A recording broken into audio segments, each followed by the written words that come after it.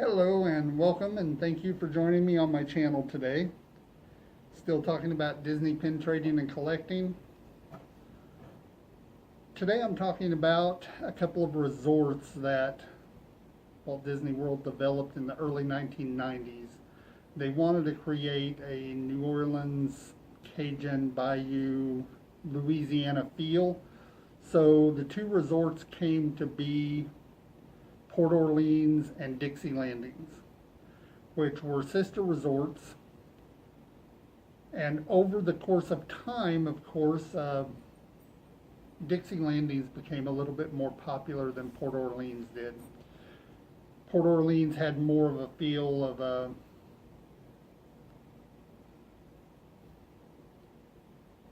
the plantation era, the large buildings, architecture, where Dixie Landings was more of a fun New Orleans style romp of a resort. And whether that be the case or not, I mean, the pin that I have to show today is a Dixie Landings pin, which they officially changed the name of Dixie Landings, let me start there, in 2001. So they wanted to try to make sure people understood that the resorts were really all one big resort that's been split into two different focuses.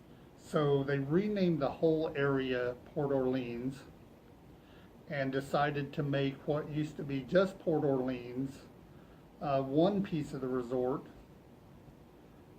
which would be French Quarter, and then Dixie Landings, which would be the other half of Port Orleans, would become known as Port Orleans Riverside.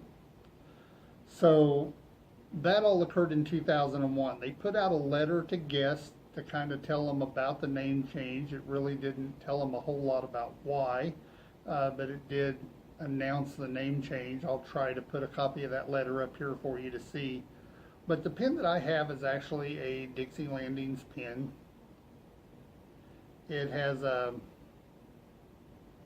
kind of a unique back because it doesn't say anything about official pin trading or anything like that. In big bold letters, it's kind of in a different type of script. It has 2001 across the back of it. That's been embossed in there, and it says, see if I can read exactly what it says here. This is the start of something big, because this was actually their premier pin for Dixie Landings.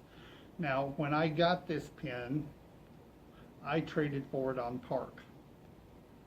And when I traded for it, I knew I had already seen the pin, so I knew what the pin looked like. I hadn't seen any to purchase or anything, but when I traded for it, it still, of course, has the little hole in the base of it down here that you may be able to see in my picture, the bigger picture that I put up, because it had a dangle on it, and that dangle was a little flower and said 1992 on it, which was the year that Dixie Landings came to be.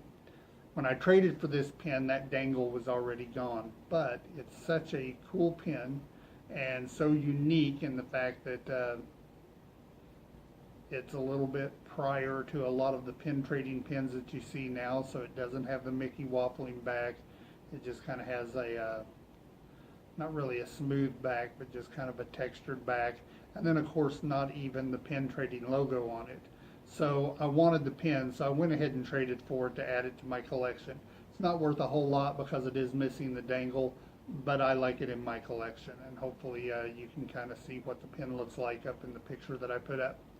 So anyway, so now instead of a Dixie Landings, which you can no longer get Dixie Landings pins at Walt Disney World because the resort no longer exists by name, it is now Port Orleans Riverside.